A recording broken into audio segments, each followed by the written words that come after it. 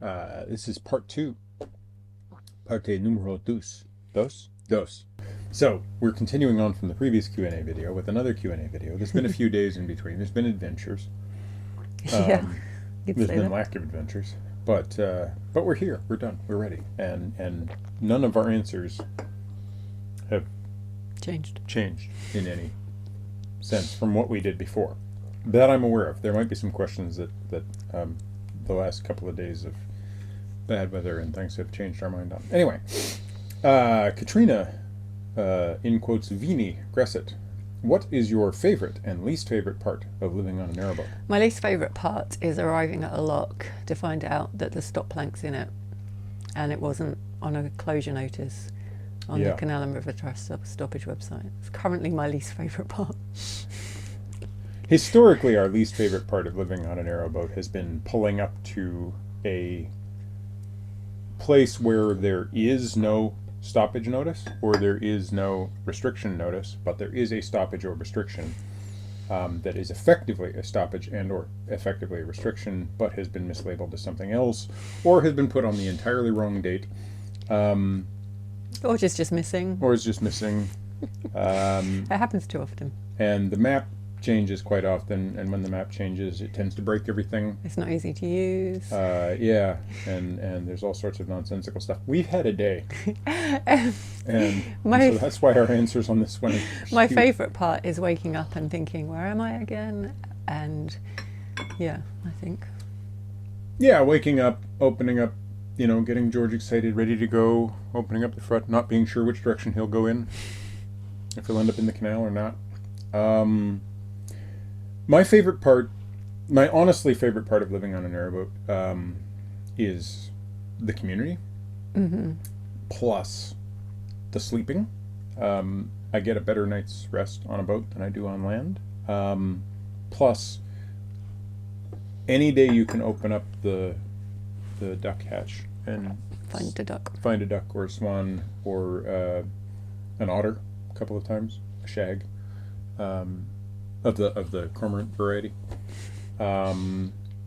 or some other sort of wildlife, something like that.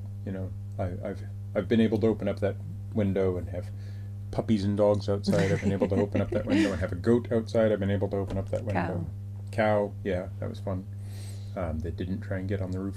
So yeah, the nature of living on a narrowboat is you get a different view of the world. And I like that. Least favorite part of living on a narrowboat, cold in winter. I know. So many people do videos where they say, is it cold in winter? No, it's not. Kind of is. Yeah, because the problem is that no matter what, well, it might depend, you might get lucky with your boat. And you've got the right movement of air, or you've got the right heating equipment or whatever.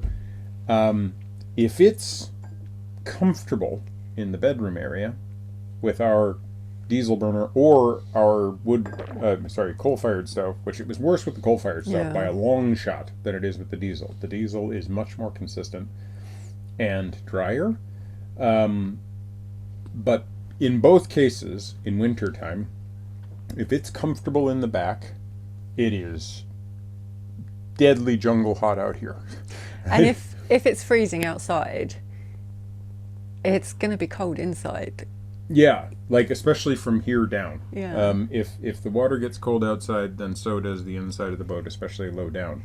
The diesel we can get ice forming, on the inside of the window. Underside of the windows, and you can get ice. Like it can get cold enough underneath the sink area that right down near the ground, it can get cold enough that stuff freezes down there. Like the diesel heater is great and it keeps a steady temperature, like it produces a steady temperature, which is much better than the wood burner. But it's still, if it's cold outside, it's going to be harder to heat it inside. Yeah, and you do, like, we have to bundle up quite a bit during the winter, or run so much diesel through that thing that it's not cost effective, and we still end up with the problem of zones of heat. I've seen other boats where I think it might work better. Like they might have better insulated, like double glazed windows, or I don't know what else. Yeah, or they might have one of those fans, the heat-driven fans, that actually works. Or they might We have kept having problems with ours. they might have a stove in the centre of the boat, which is much more sensible than the front of the boat where ours is. Yeah, or be in an older boat that had like a boatman's cabin with a second one. Yeah, I think that. smaller boats obviously easier to heat.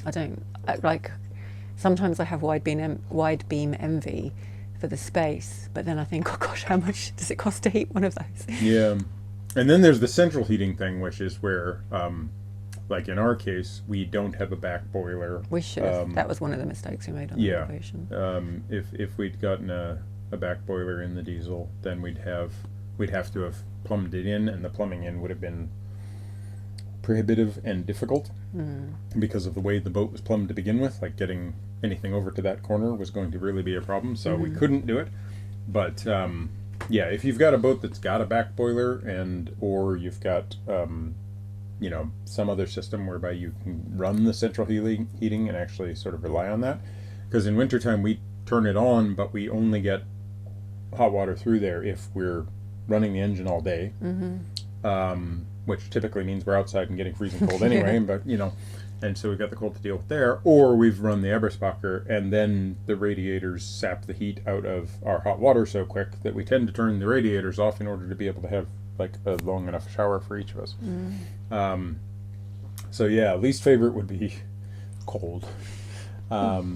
It's not a bad way to live. It's just that you need a lot of extra layers, and you need to bundle up, and you kind of need to. Yeah, I just don't understand how people say it's not cold in winter. Yeah, unless you're luckier than us, or you've got like 3 inches of shag carpet, which That's the second time you said shag on this video. Yeah, but a totally different type. Like, I'm not talking about cormorant carpet, and I'm also not talking about, you know, any other meaning. Okay, next question. Tim Price, in no particular order. A multi-point. So let's go with, well, let's just go through them in order and see if we've doubled any of these. Any plans to venture onto the Humber to reach the Ancombe Canal on the south bank through South Werribee, Brig, and to beyond Brandy Wharf, the canals through Hull that go up as far as Driffield on the north bank? If yes, please check your tide, nav charts, and weather window very carefully. No shit. Yeah. So it's those three. I do have the name of a pilot who could potentially help us with doing the Humber Estuary. I've had lots of feedback of don't do it unless you have a significant amount of time to be in the area and wait for absolutely perfect weather. Irritatingly, on the day that I went to Hull, it was absolutely perfect weather, and I was looking out at the estuary going, that would be no problem whatsoever. But then I went to the art museum there, and what is almost every painting, but boats going wrong in the Humber Estuary. So, you know, there are reasons to... I think the Humber Estuary would be interesting. I think the canal up to, is it Beverley, would be interesting, like to go to Beverley. But apparently the Ancombe's not kind of worth the effort. Yeah, I mean, it's a very long straight line. And I think 4 boats that are on it as a place to sort of reside and everything, it's fine. Probably lovely, yeah. But it's a lot of work to get there, and it's officially disconnected, so yeah. And also there's some, this is where I've been told that there are some really significant sandbars that have built up, and it can be a real problem to get in there unless you're, see, this is the thing, you need the perfect weather and you need the ideal tide. And so the combination of those things, walking through Hull, I did think that, like, if you came off the estuary and went up to the Hull and Driffield, that would be really neat. There's some really interesting, like, big stuff there, from the aquarium to all of the buildings along the side and the old mills and everything. It would be neat to see. There's all the huge swing bridges. We did consider it when we came up through Kidby and then went round to Gore, doing Trent Falls then, but it just wasn't priority in what we were doing and the time scale we had and the time of year it was. And yeah, the time of year is definitely part of it. The 2 times we've been in the area have been the wrong time of year, so don't think we're going to be doing that anytime soon, but it would be nice. Number 2, if there was no budget constraint, what are the top 3 changes you would do to Perseverance? Oh, I'd have double glazing, really nice, smart new double glazing. I'd do a paint job, probably with epoxy on the bottom, and I'd have another I probably haven't thought this through. I'd probably have duck hatch on both sides. What have I missed? Well, double glazing with the double boiler, if somebody else wants to. What's a double or boiler? the Back boiler. back boiler, or other heating system like a Kubota or whatever heating system. Mm-hmm. If someone else wants to pay for it, plumb it in. Paint job. She needs a paint job. Mm-hmm. She would definitely benefit from that. The lighting's gotten really good, so I think we got no problem there. I like the way that the look and the feel of everything turned out, but it would be nice to be a little bit warmer. It would be nice to have the larger inverter to be able to run that washing machine at the back. It would be nice to have the last tiny little details of the renovation finished. Yeah. And but I love our boat, really. yeah, there's not much I would change on here except for I'd like more room so that we could both have office space, but I don't want a longer boat. If anything, I want a shorter boat. So. yeah. I think the only other thing that would be nice, but it's just I don't know how much cruising we'd be doing with it. A skylight would be nice. Well, a skylight would be nice for just summertime, especially. Yeah, but the thing I was thinking is, if instead of the electric bow thruster, we had a hydraulic bow thruster that ran off the engine power supply. Yeah. So basically, you had that hookup. A lot more complicated, but You see, and then you'd be able to actually use that bow thruster more. But then I'm thinking of like, should we be considering an electric boat? But then you can't. Well, you can retrofit it, but at that point you should probably get a new boat. And this question was changes to Perseverance. But it was if there was no budget constraint. Oh, okay. Well, then yeah, we might go electric. But that's more than 3 things, so I don't know what the top 3 are. If there's no budget constraint, wings. But like one of those, on RVs in America where the sides pop out when you park. Yeah. Some sort of lengthening type thing, sound system. No, the main thing would be, I think, making it a little bit warmer, making it a little bit better insulated around the windows, and the paint job. That would be my sort of 3. Yeah. How is George doing? Well, we answered that one. He's okay. Yeah, he's still okay. In the last 3 days, he's a little dirtier. Julie Simpson has asked, have you ever considered coming back to Canada for future endeavors and doing the St. Lawrence River, Rideau Canal, Kingston to Ottawa, which is very like UK canals, similar to the Grand Union, or perhaps the Erie Canal, or even the Great Loop through Canada and down to the eastern USA on the inland waterways? Of course, in a motor sailor or small sailing vessel, not a narrowboat. So, I haven't considered it at all. I see all sorts of practical problems involving, like immigration issues, etc. Because the amount of time we would need to do that, if somebody could solve all of that, I've always wanted to visit the Rideau Canal. And I've seen some video of some of the locks and everything. There's the whole St. Lawrence Seaway and yeah, the east coast of Canada and the U.S. are kind of connected up, like kind of as far as the Mississippi and down to like Galveston, Texas and everything. There's like so much that you can do as inland waterways.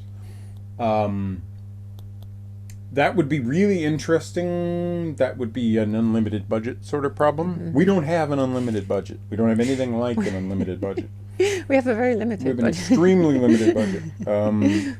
If YouTube were that good to us, that we could afford a motor sailor or small sailing vessel, I could definitely see the interest of doing the inland waterways, especially for me, having mainly been Western Canada and Western America, and visited these. I haven't had a lot of chance to sort of see it through changing seasons and all that sort of thing. And although I have seen the changing seasons in Toronto, and I definitely don't want to do that on a boat. But yeah, it's There's travel we want to do much more than that anyway. Yes, yeah. Yeah, we both have more interest in other places. So like, I'd be more interested in doing the canals in, say, Kerala in India, or some of the there's Chinese canal systems and river systems and everything that are fascinating. There's all sorts of places you can do things on a boat. Give me a longtail boat in Vietnam on the Mekong, and I'd have a lot of fun. So yeah, we'll see, but probably not the whole east coast of America, unless whoever gets elected this year decides to pay for it. John Callahan is hi John. Is there anything you miss about Cambridge and Waterbeach, and specifically life on a permanent mooring? I know what you're going to say. I miss coffee. Yeah, and the Chomi supermarket, Chinese supermarket, and various other things I found mainly on Mill Road in Cambridge. The reason Michael misses those things on Mill Road in Cambridge is because you built up a little community for yourself. Yeah, like I got to the point where there were people who knew me, and I could sit down and have a conversation that was always an interesting conversation about AI or programming or typography. Regulars that were in there all the time, and they were all the sort of people that were drawn to a place like is itself. It's kind of he's Italian, she's Japanese, and they've both got an aesthetic that they brought to that shop, and very simple. It's very simple, and I love the aesthetic, and I love the idea of it's all cash, and there's sort of a trust bowl, and I'm not supposed to advertise any of this. That's an important thing. So I'm not advertising any of it. Well, it's word of mouth, isn't it? It is really word of mouth, and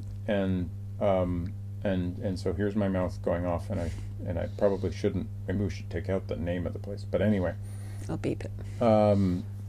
Yeah, I miss that shop because I miss those conversations. You and I have some great conversations, but I don't get to have the same kind of feedback loop. It's a different input, isn't it?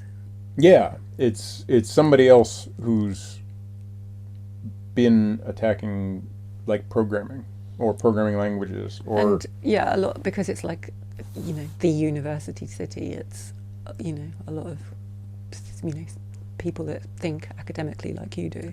Yeah, and it was nice to build up over time relationships that I can have relationships with boaters that I see along the way. Like there's people that are familiar and I've seen them before and everything, and that's really nice. But it's boating. It's boating related, and it's always very ephemeral.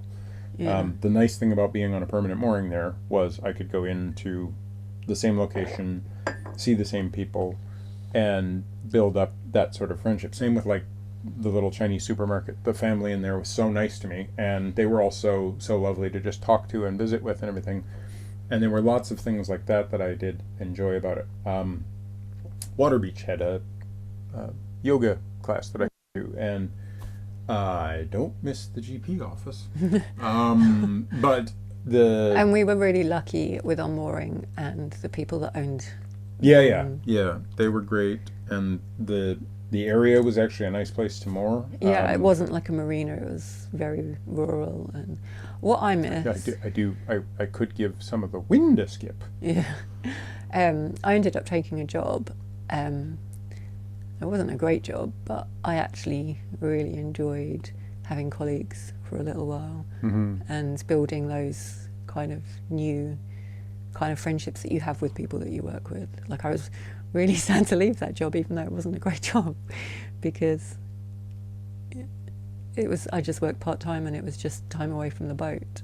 Yeah. It's the same sort of story as relationships. Something that was mine that wasn't, because we literally spend, well, you go out quite a bit on walks, but, we spend so much time together, which is great. Like, it's not a problem, but just to have that outside input was really nice. Yeah, and that's the same thing for me. Like the having the ability to establish some consistent relationships with people that you have a connection with, whatever that connection is. We had that thing in common where you know, moan about the job or whatever, or the customers or whatever it was. But it was fun. Yeah. I miss it. And, you know, other than that, I miss the birds. Oh yeah, Bob's, Yeah, Gerald's. the Bobs and the Geralds, the Because we got to know the local crows and the local swans and the local ducks and moorhens. the one kingfisher that used to visit. Mm-hmm. And you know, And the I hope otter. they're all doing okay without the peanuts. Next, Andrea. Hopefully that's Jacques, but I can't. I don't think it matters. Well, yeah, fair enough. But you know, I really wish I could pronounce things. Would you ever consider buying a cat C boat and going around either around the coast or further afield? This is me and not being up to date on well, not up to date. Like, I don't remember what Cat C is exactly, but Category C. So that's going to be like a coastal and deep water boat. Michael's more interested in sailing, I'd say. I'm interested in sailing. I've done one bit of sailing, so I'd need a heck of a lot of. It'd be a steep learning curve. Yeah, it'd be a steep learning curve, and I'd need to do a lot of learning. I like the idea of it, but my priority again is travel overland, I think. Yeah. See, I like the idea of traveling by boat to all those places because I hate the idea of traveling by airplane to all of those places. I want to go to all of those places. I do not want to go all of those places in a sky coffin.